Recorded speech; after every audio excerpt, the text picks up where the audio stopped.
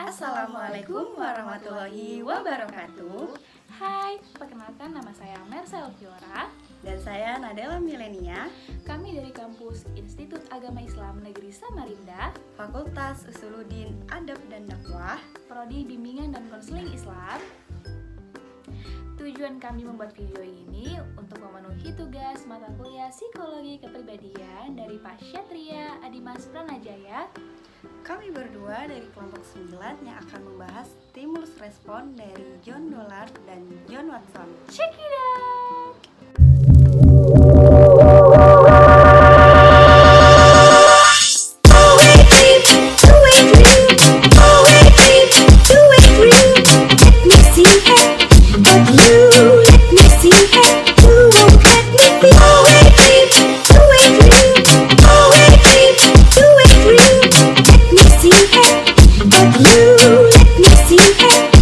Langsung aja, di sini saya akan membahas tentang stimulus respon dari John Dollard.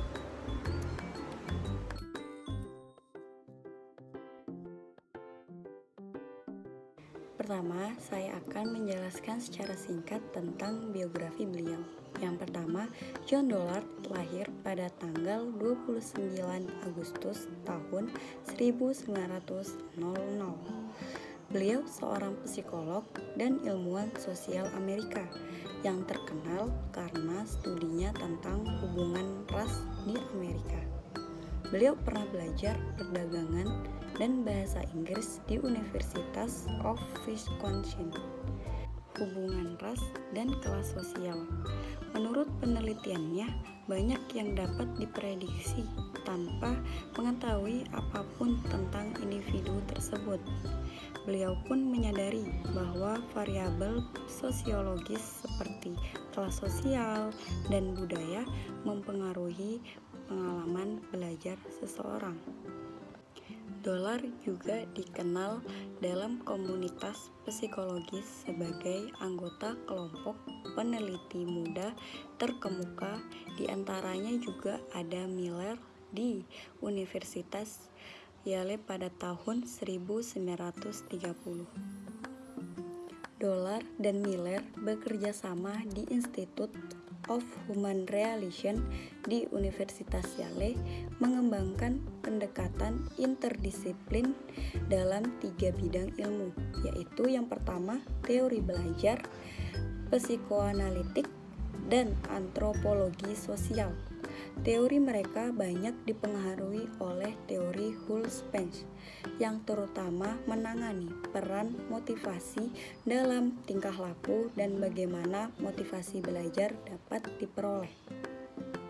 Mereka juga berusaha menjelaskan konsep-konsep penting dari psikoanalitik seperti kecemasan, konflik, represi, menggunakan prinsip-prinsip psikologi belajar, di mana terjadi hubungan antara respon dengan cue stimulusnya. Kebiasaan atau habit adalah satu-satunya elemen dalam teori Dollard dan Miller yang memiliki sifat struktural. Habit adalah ikatan atau asosiasi antara stimulus dengan respon yang relatif stabil dan bertahan lama dalam kepribadian. Karena itu, gambaran kebiasaan seseorang tergantung pada event khas yang memiliki pengalamannya. Dollard dan Miller menyerahkan kepada ahli lain rincian perangkat habit tertentu yang mungkin menjadi ciri seseorang, karena mereka lebih memusatkan bahasanya mengenai proses belajar, bukan kepemilikan atau hasilnya. Selanjutnya kita masuk ke motivasi atau dorongan. Dollard dan Miller setuju dengan Freud yang memandang kecemasan adalah tanda bahaya, semacam antisipasi menghindari rasa sakit atau yang pernah dialami pada masa lalu.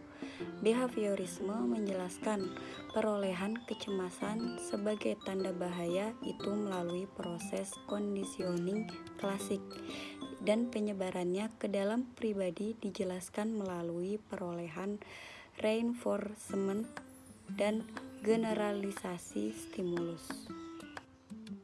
Dollard dan Miller juga melakukan eksperimen. Mereka menyimpulkan bahwa sebagian besar dorongan sekunder yang mempelajari manusia melalui belajar rasa takut. Mereka juga menyimpulkan bahwa untuk bisa belajar, orang harus menginginkan sesuatu, mengenali sesuatu, mengerjakan sesuatu, dan mendapatkan sesuatu. Penelitian juga membuktikan bahwa event yang mengikuti suatu respon sangat menentukan hubungan respon dengan stimulusnya. Terkadang tidak ada respon yang sukses, atau respon yang semula sukses tidak mendapat penguat lagi. Dilema belajar semacam itu akan menghasilkan hilangnya tingkah laku yang tidak efektif dan berkembangnya respon baru. Menurut Dollard dan Miller, ada dua tipe interaksi individu dengan lingkungannya. Yang pertama adalah interaksi yang umumnya memiliki respon berdampak segera terhadap lingkungan dan dituntun situasi tunggal. Yang kedua adalah respon menghasilkan isyarat yang fungsi utamanya membuka jalan terjadinya generalisasi dan diskriminasi. Sekian dari saya penjelasan stimulus respon dari Johan Dollard. Selanjutnya penjelasan Johan Watson. Nah, sekarang giliran saya yang akan membahas tentang stimulus respon dari John Watson.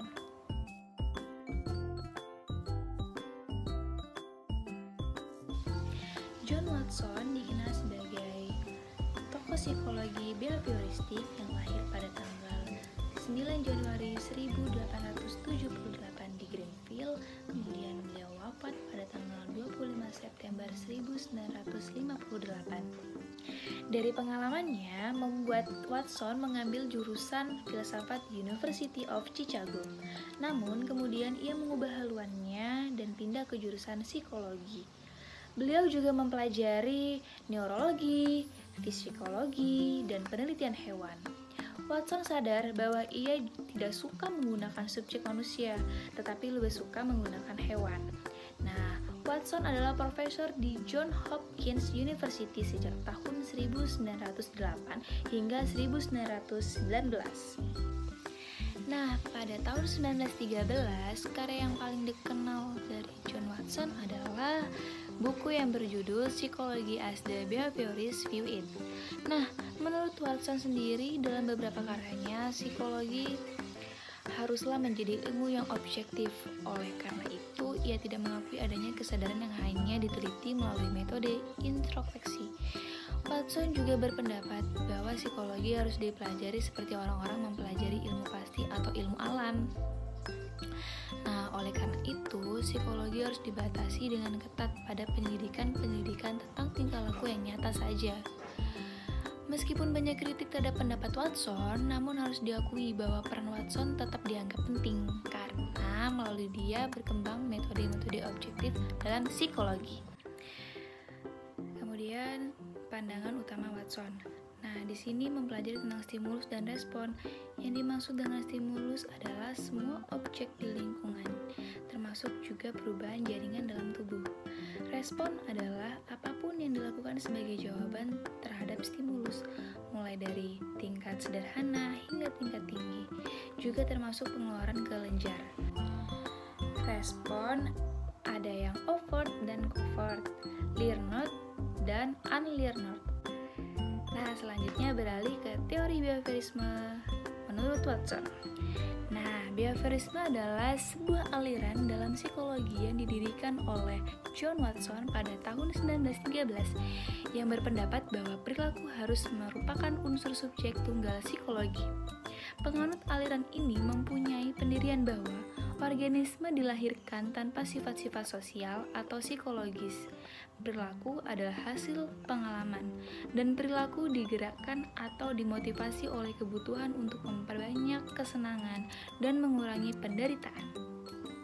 Asumsi bahwa pengalaman adalah paling berpengaruh dalam membentuk perilaku. Nah, ada juga nih percobaan dari John Watson, yaitu hasil penelitian Watson yang terkenal pada tahun 1920 adalah mengenai bayi yang berusia 11 bulan bernama Albert. Diperlihatkan pada bayi itu seekor tikus putih yang tidak ditakutinya. Di belakangnya diperdengarkan suara keras dengan cara memukul batang bajai dengan palu.